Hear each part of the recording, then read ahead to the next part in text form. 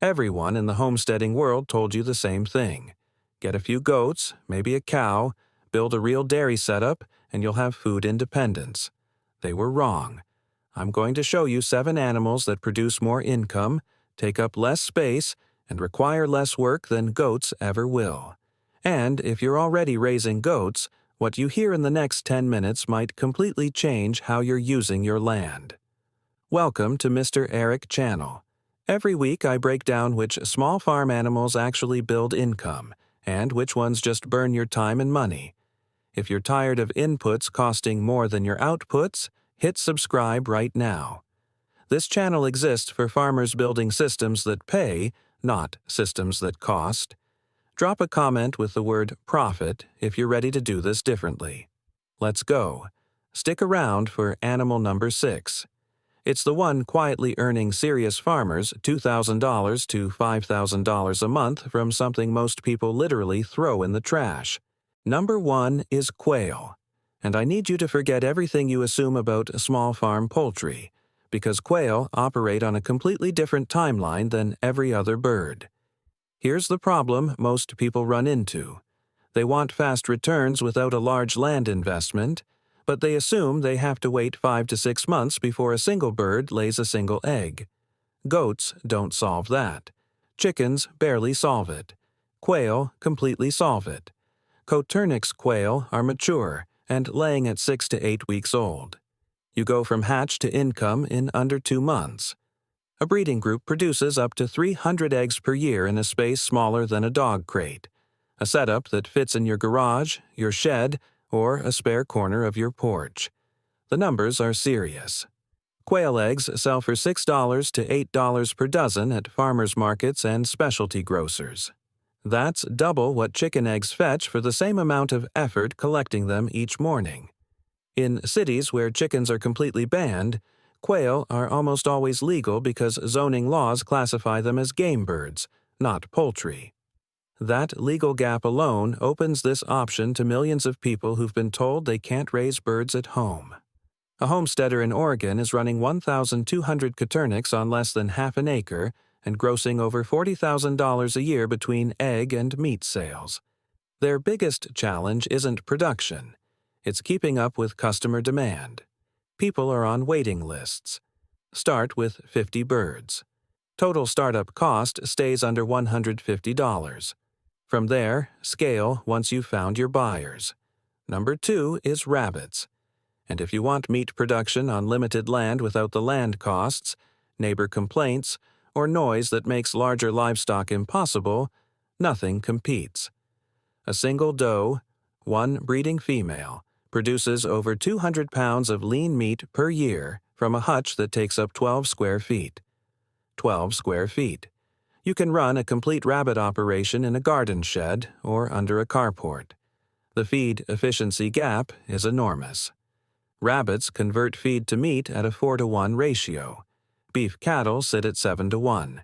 Goats aren't much better. That difference goes directly into your margin. The meat commands premium prices because it checks every box health-conscious consumers care about. Higher protein than chicken, lower fat than beef, naturally lean, no growth hormones when you raise it yourself. Direct-to-consumer rabbit meat sells for $8 to $12 per pound.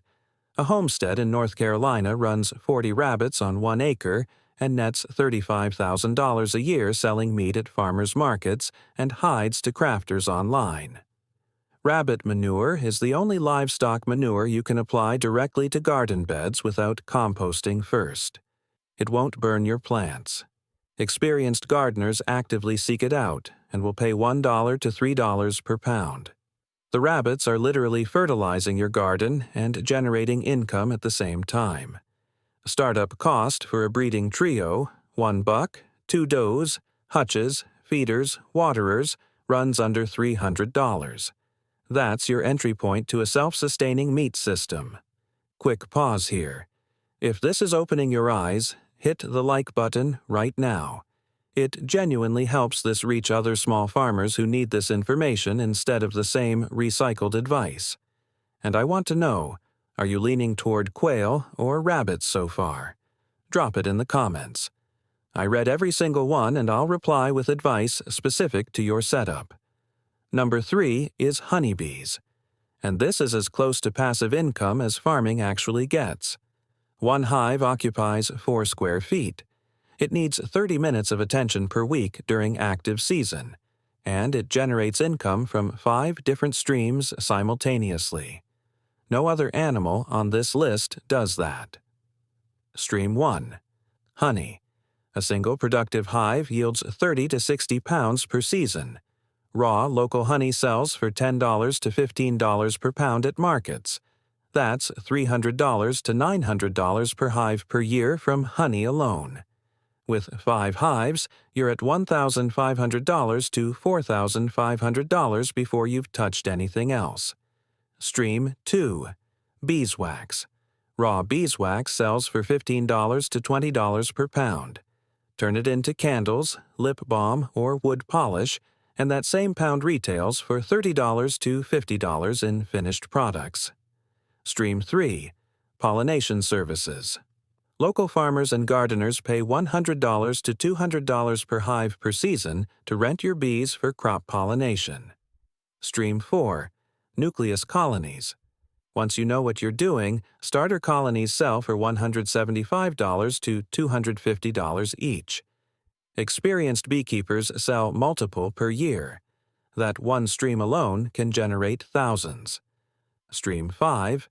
The hive itself makes everything else on your property more productive. Research consistently shows that properly pollinated gardens produce 30 to 50% more vegetables and fruit.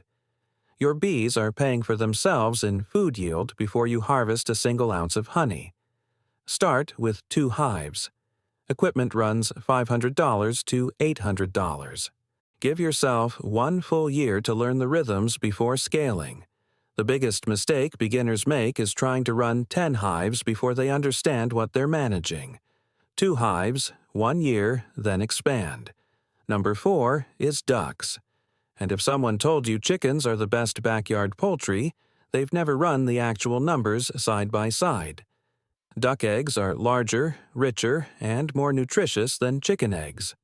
Bakers specifically seek them out because of the lift and texture they produce. Duck eggs sell for $8 to $12 per dozen at most markets, in some areas up to $18. That's $1 to $1.50 per egg. Compared to $3 to $4 per dozen for chicken eggs, you're earning 50 to 75% more for the exact same daily collection effort. Here's what most people completely miss about ducks. They are elite garden workers. Ducks eat slugs, snails, beetles, and mosquito larvae. And unlike chickens that scratch aggressively and destroy young seedlings, ducks waddle between rows, eat the pests, and leave the plants untouched. Gardeners report 50 to 70% reductions in slug damage after adding ducks. Asian rice farmers have understood this integration for centuries. Khaki Campbells and Welsh Harlequins lay 250 to 300 eggs per year and keep producing through cold and wet weather that shuts down chicken flocks entirely.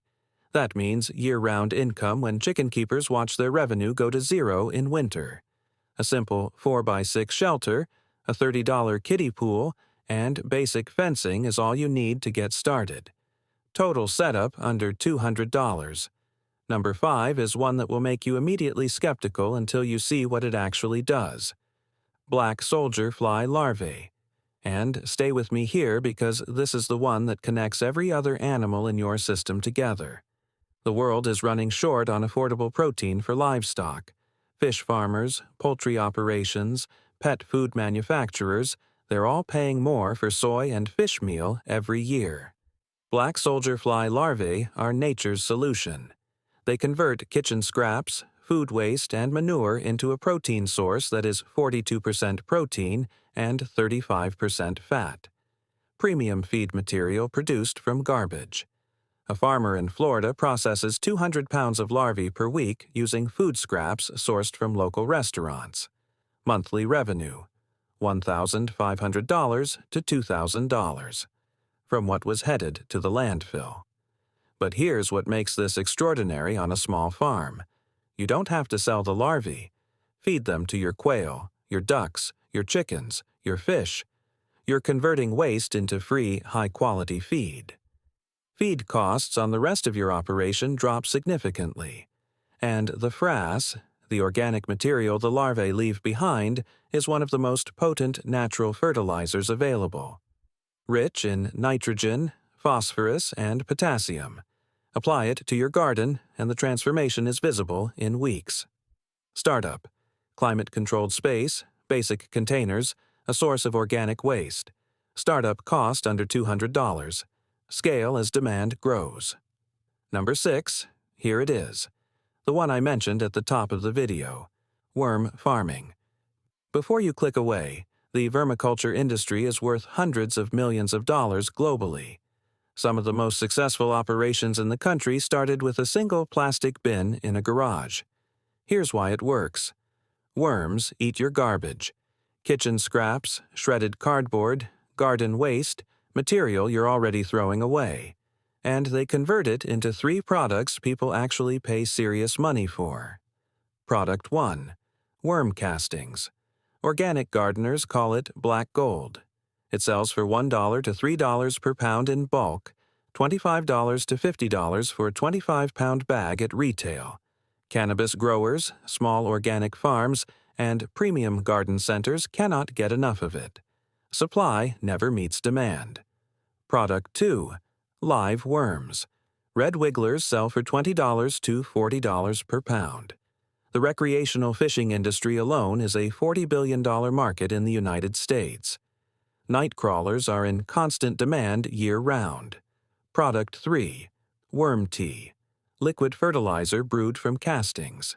Sells as a premium plant supplement. The startup cost is almost nothing. A plastic bin, shredded newspaper for bedding, 1 pound of red wigglers, roughly $30 to $40 total. Worms double their population every 60 to 90 days. That initial investment becomes a self-growing inventory. A 10,000 worm operation generates $300 to $800 per month. The serious worm farmers running 100,000 plus worms are pulling $2,000 to $5,000 monthly. And when you combine this with your rabbit operation, your ducks, your quail, their manure feeds the worms. The worms generate castings that fertilize your garden and your aquaponics beds. One system feeds the next. Your costs drop while your income compounds. Number 7 is where things get genuinely space efficient. Aquaponics, fish and plants working together in your backyard. Fish waste fertilizes the plants. Plants clean the water for the fish. It's a closed loop that produces 2 income streams from one setup. Tilapia are the go-to fish. They tolerate a wide range of water conditions, grow to harvest size in 6 to 9 months, and people love eating them. A 250-gallon backyard system produces 50 to 75 pounds of fish annually at $6 to $8 per pound.